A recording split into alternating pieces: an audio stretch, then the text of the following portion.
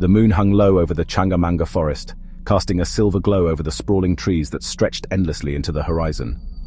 Once a lush, man-made forest created during British rule to supply timber for railways, it had become a realm of eerie silence and shadows. Decades of exploitation had stripped parts of its beauty, leaving pockets of untamed wilderness. To the villagers who lived at its edge, it was more than just a forest. It was a cursed place, home to something far darker than mere trees. It was said that decades ago, a notorious gang of bandits had made Changa Manga their hideout. They robbed travelers and merchants, stashing their loot deep within the forest under the roots of an ancient banyan tree. But greed bred betrayal, and the bandits turned on each other, fighting over the treasure until every last one of them lay dead under the tree's shadow. Since then, rumors had spread of ghostly lights dancing through the forest, of blood-curdling cries echoing in the dead of night, and of travelers who entered the woods and never returned. The villagers spoke of glowing orbs that lured people deeper into the forest, and spectral figures that roamed beneath the canopy. No one dared enter Changa Manga after sunset. Sikandar Shah stood at the edge of the forest, the chill of the evening air brushing against his face, each breath visible in the cold. The villagers had summoned him after a merchant's son Ali had gone missing 2 nights ago. The boy had wandered into the forest in search of a shortcut, despite the warnings etched in every villager's mind. His cries had been heard echoing from the woods, but no one dared to follow, fearing the unknown. "Please, Shah Sahib," the merchant begged, his eyes red with sleeplessness and despair. "They say the spirits have taken him," the merchant whispered, his voice trembling. "My boy, he's all I have left," he choked out, tears streaming down his face. Sikandar adjusted the strap of his satchel and placed a reassuring hand on the hilt of his Zulfikar talwar, the blade that hummed with a faint energy whenever the supernatural was near, its surface shimmering. "I'll bring him back," Sikandar said firmly, his voice cutting through the tension. As he stepped into the forest, the villagers watched with a mixture of hope and fear, their eyes following his every move. The air grew heavier with each step, the atmosphere thick with anticipation, and the dense canopy above seemed to close in on him, shadows dancing in the dim light. The forest was alive with whispers, faint and indecipherable like a chorus of lost souls, as if the trees themselves were murmuring secrets, their branches swaying ominously. It wasn't long before Sikandar encountered the first sign of trouble. A flickering golden light appeared in the distance, floating like a lantern through the mist. Then another, and another.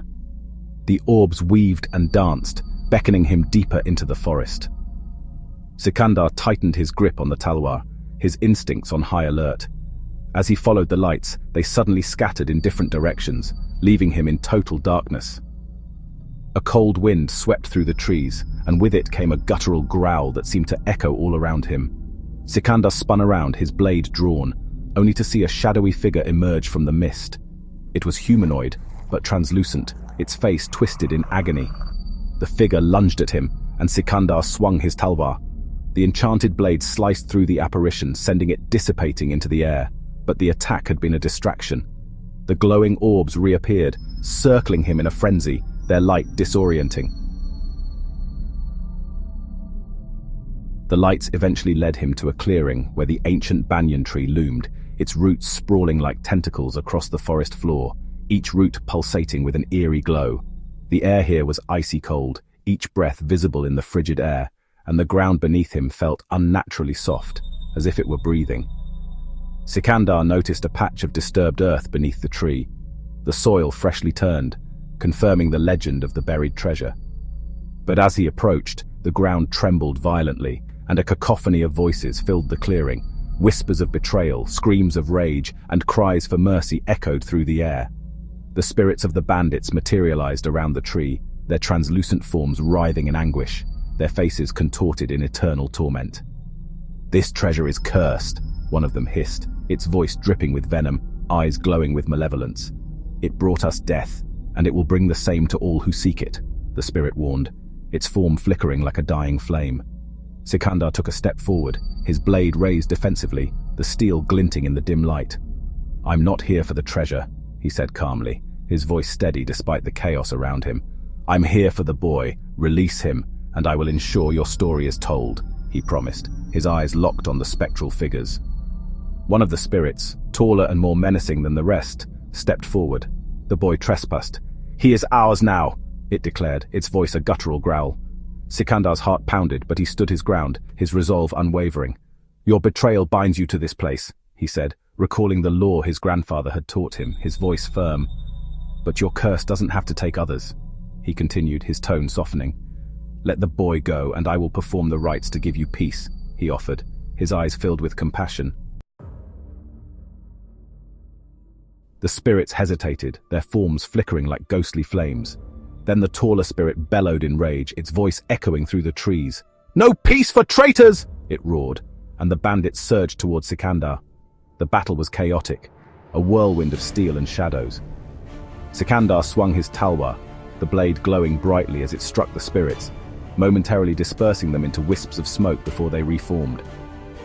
He reached into his satchel and pulled out a vial of sacred ash, tossing it into the air with a swift motion. The ash created a shimmering protective barrier, forcing the spirits back with a hiss. As the spirits screamed and recoiled, Sikandar spotted a faint figure tied to the roots of the banyan tree. It was Ali, unconscious but alive, his face pale. With the spirits momentarily weakened, Sikandar dashed to the boy, cutting the bindings with his talwar in one swift motion. But as he lifted Ali onto his back, the spirits regrouped, their rage boiling over, eyes glowing with malevolent fire. Realizing that brute force alone wouldn't end the curse, Sikandar turned to the disturbed patch of earth beneath the ancient banyan tree. He plunged his intricately designed talwar into the ground, reciting a ritual chant his grandfather had taught him to sever curses.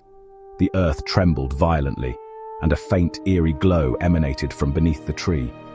The spirits froze, their forms flickering wildly, as if caught between realms. The taller spirit stepped forward again, but this time its voice was softer, almost pleading. "End it," it whispered. With a final powerful strike of his talwar, Sikandar shattered the curse. The ground beneath the banyan tree split open, revealing a decayed chest overflowing with gold and jewels. The spirits let out one final collective wail, before fading into the night, their torment finally at an end. Sikandar carried Ali out of the dense, shadowy forest as the first rays of dawn pierced through the thick canopy of trees. The villagers rushed to meet him, their cries of relief echoing through the crisp morning air. The merchant fell to his knees, tears streaming down his weathered face as he embraced his son tightly. "The spirits are gone," Sikandar said simply, his voice steady and calm. "But the treasure must remain undisturbed," he added, his eyes reflecting the weight of his words. "Let it stay buried, or the curse may return," he warned, his tone grave. The villagers nodded, their fear palpable, outweighing any greed they might have felt. As Sikandar turned to leave, the merchant called out, "Thank you, Shah Sahib. May your journey be blessed," he added, his voice filled with gratitude. Sikandar gave a faint smile and adjusted the talwar on his back, the blade gleaming in the early light. This was only the beginning, he thought, his mind already on the next adventure. The whispers of forgotten stories and restless spirits called to him, and he knew he had much more to uncover. The forest behind him grew quiet, but the tales of Changa Manga would endure, just as the legend of Sikandar Shah had begun.